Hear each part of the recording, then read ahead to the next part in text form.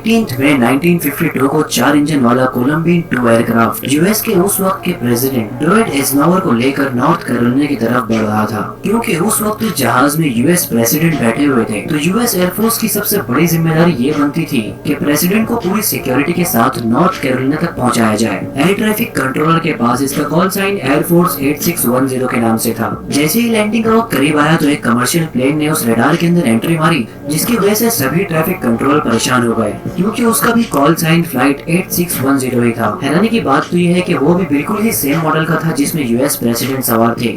अब air traffic control के सामने सेम कॉल साइन के 2 प्लेन्स थे और उनके लिए सबसे बड़ी पहली ये बन गई थी कि उन्हें ये नहीं पता था कि कौन से वाले जहाज में प्रेसिडेंट मौजूद है। इसके बाद बिना कोई मसले के प्रेसिडेंट का जहाज लैंड तो कर देता है, मगर पूरा एयर ट्रैफिक कंट्रोल पर एक सवालिया निशान ये बन जाता है कि अगर कहीं कुछ प्रॉब्लम हो जाती तो क्या होता, क्योंकि ये प्रेसिडेंट की सिक्योरिटी के लिए एक बहुत ही बड़ा मसला था। इस घटना के बाद यूएस के कोई भी प्रेसिडेंट किसी भी फ्लाइट में सफर करते हैं तो उसका कॉल साइन एयरफोर्स 1 के नाम से कर दिया जाता है। करंट के टाइम पर यूएस प्रेसिडेंट के लिए बोइंग 747 का मॉडिफाइड वर्जन प्रोवाइड किया जाता है। दिखने में दोस्तों ऐसा लगेगा कि ये कोई नॉर्मल सा कमर्शियल एयरप्लेन है, मगर जब इसके स्पेसिफिकेशन की बात की जाए तो ये दुनिया का सबसे सेफ और सबसे एडवांस एयरप्लेन बोइंग 747 है। ऐसा प्लेन जिसकी हाइट तकरीबन 6 माले के बराबर है और यही नहीं बल्कि न्यूक्लियर वेपन के वार को भी सह सकता है। सिर्फ 1 घंटा इस एयरप्लेन को इस्तेमाल करने के तकरीबन $2,20,000 लगते हैं। इंडियन करेंसी के हिसाब से अगर हम इसे देखें तो 1 घंटे का तकरीबन 17 करोड़ रुपए इस प्लेन में लगते हैं। अब जब ये प्लेन यूएस प्रेसिडेंट का है तो इसके अंदर उनके पर्सनल ऑफिस से लेकर उनकी पसंद की स्वीट तक की सभी चीजें अवेलेबल है। वही सभी सेम चीजें जो प्रेसिडेंट व्हाइट हाउस में इस्तेमाल करते हैं। इसके अंदर anti hacking system, anti missile system और एंटी न्यूक्लियर सिस्टम लगा हुआ है। यही नहीं, एयरफोर्स 1 के अंदर कुछ ऐसे सेफ्टी फीचर्स है और कुछ ऐसे एडवांस फीचर है जो शायद इंसान के दिमाग को हिला कर रख दे। तो चलिए दोस्तों, आज की इस वीडियो में पता करते हैं प्रेसिडेंट के प्लेन के खुफिया राज को। नॉर्मल हालात में कोई भी प्लेन किसी भी एनवायरनमेंट को सरवाइव कर सकती है, लेकिन अगर तब क्या हो जब प्लेन के पास या प्लेन के करीब कोई न्यूक्लियर अटैक हो जाए, तब ऐसी कंडीशन बनती है कि यहाँ पर प्लेन सरवाइव नहीं कर सकती। क्योंकि अगर कहीं न्यूक्लियर वेपन ब्लास्ट होता है तो वो कई 100 किलोमीटर तक उड़ने वाले जहाज को भी अपने चपेट में ले लेता है। लेकिन अगर न्यूक्लियर ब्लास्ट होता है और वहाँ पे एयरफोर्स 1 है तो इसके ऊपर इसका कोई असर नहीं करेगा, क्योंकि ये प्लेन किसी भी न्यूक्लियर बंकर से कम नहीं है। इसका पूरा स्ट्रक्चर एक रीइंफोर्स्ड आर्मर शील्ड से ढका हुआ है, यानी कि उससे पैदा होने वाली रेडिएशन और उसकी हीट से इस प्लेन को किसी भी तरह का कोई असर नहीं होगा। इसके अलावा प्लेन की सभी विंडोज बुलेट प्रूफ ग्लास से बनी हुई है, जिस पर भारी से भारी बुलेट का भी कोई असर नहीं होता है। जंग के टाइम पर एयरफोर्स 1 किसी भी जंगी इलाके में घुस सकता है, क्योंकि इसके अंदर ऐसा सिस्टम लगा हुआ है कि धरती पर मौजूद कोई भी रडार इस प्लेन को डिटेक्ट नहीं कर सकता।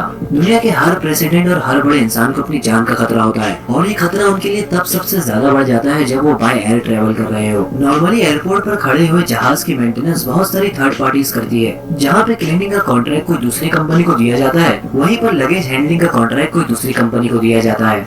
इसके अलावा टनल्स का यूज किया जाता है, जिसके अंदर से पैसेंजर प्लेन के अंदर जाते हैं और वहाँ से बाहर निकलते हैं। वो भी किसी न किसी थर्ड पार्टी के थ्रू ही प्रोवाइड किया जाता है। एयरफोर्स 1 को इन सभी थर्ड पार्टी से दूर रखा जाता है, बल्कि इसमें उतरने के लिए इसका खुद का ही स्टेयरकेस लगा हुआ है। लगेज लोडिंग और अनलोडिंग के लिए इसके अंदर अपना खुद का कन्वेयर बेल्ट लगा हुआ है, जो प्रेसिडेंट के साथ ट्रेवल करने वाले स्टाफ के बैग को स्कैन भी करता है। नॉर्मल प्लेन की तरह जब इसे यूज नहीं किया जाता तो इसे भी पार्क कर दिया जाता है, लेकिन ये किसी एयरपोर्ट पर नहीं बल्कि वॉशिंगटन के एंट्री एयरफोर्स बेस के अंदर पार्क किया जाता है, और इसकी सर्विसिंग भी एयरफोर्स की एक टीम ही करती है। अगर फ्लाइट के टाइम पर प्रेसिडेंट की तबीयत अगर खराब हो जाती है तो उस समय प्लेन को लैंड करना और उसे हॉस्पिटल ले जाना कोई अच्छा उपाय नहीं है। इस वजह से एयरफोर्स 1 के अंदर एक ऐसा कंपार्टमेंट बनाया हुआ है जो किसी भी हॉस्पिटल से कम नहीं है। यहाँ पे हर किस्म की मेडिसिन के साथ एक पूरा ऑपरेशन थिएटर भी मौजूद है, और इसके अंदर वो सभी चीजें मौजूद है जो हाईली स्पेशलाइज्ड ऑपरेशन थिएटर के अंदर पाई जाती है। इसी के साथ एयरफोर्स 1 के अंदर नर्सिंग स्टाफ और डॉक्टर्स भी प्रेसिडेंट के साथ ट्रेवल करते हैं। जो कमर्शियल फ्लाइट्स होती है वो अपने फ्यूल टैंक के साथ नॉर्मली 16 से 18 घंटों तक नॉन स्टॉप ट्रेवलिंग कर सकती है। इसके बाद उन सभी प्लेन्स को किसी न किसी एयरपोर्ट पर रिफ्यूलिंग के लिए उतरना ही पड़ता है। लेकिन अगर एयरफोर्स 1 की बात की जाए तो ये एक ऐसा प्लेन है जो कई दिनों तक बिना लैंड किए भी हवा में सफर कर सकता है,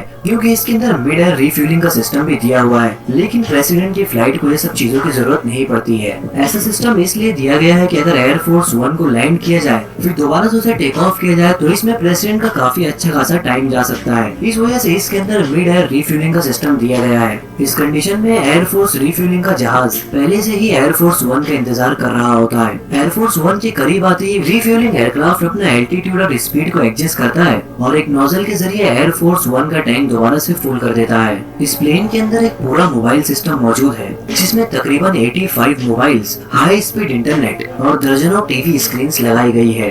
ये सभी सिस्टम इसलिए इंस्टॉल किए गए हैं ताकि सफर के दौरान अगर कहीं हालात खराब हो जाए तो यूएस प्रेसिडेंट और उनके स्टाफ पूरी दुनिया में कहीं से भी कांटेक्ट कर सके।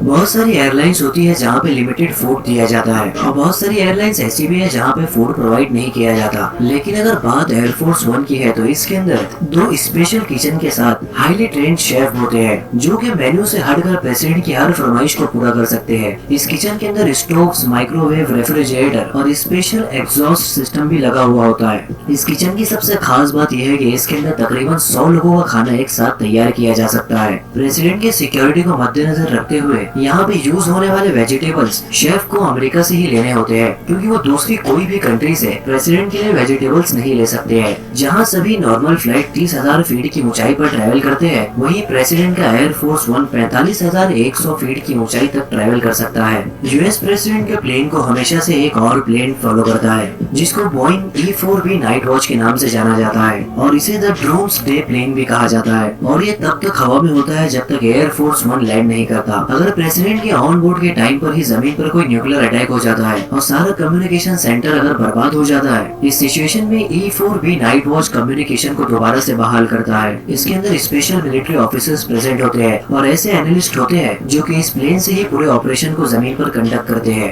यानी कि ये समझ लीजिए कि एयरफोर्स वन के पीछे एक पूरा मिलिट्री का हेडक्वार्टर चल रहा है। प्रेसिडेंट के प्लेन के बारे में आखिरी बात कि प्रेसिडेंट के पास ये एयरफोर्स वन नाम का एक प्लेन नहीं बल्कि आइडेंटिकल 2 प्लेन है। यानी किसी मेंटेनेंस के चलते अगर एक प्लेन बंद हो जाता है तो दूसरे प्लेन को यूज में लिया जाता है। इसकी दूसरी वजह सिक्योरिटी भी है क्योंकि एंड मोमेंट तक किसी को ये नहीं पता होता कि प्रेसिडेंट कौन से एयरफोर्स वन की में ट्रैवल करने वाले हैं। दोस्तों ये थी यूएस प्रेसिडेंट के प्लेन के बारे में कुछ इन्फॉर्मेटिव नॉलेज। आपको ये वीडियो कैसी लगी हमें कमेंट सेक्शन में जरूर बताइए। सब्सक्राइब करें दी फैक्ट एंड जिपर्स को, प्रेस करें बेल आइकन ताकि आने वाली न्यू एंड लेटेस्ट वीडियो की अपडेट्स आपको नोटिफिकेशन के थ्रू मिल सके। Thank you for watching this video.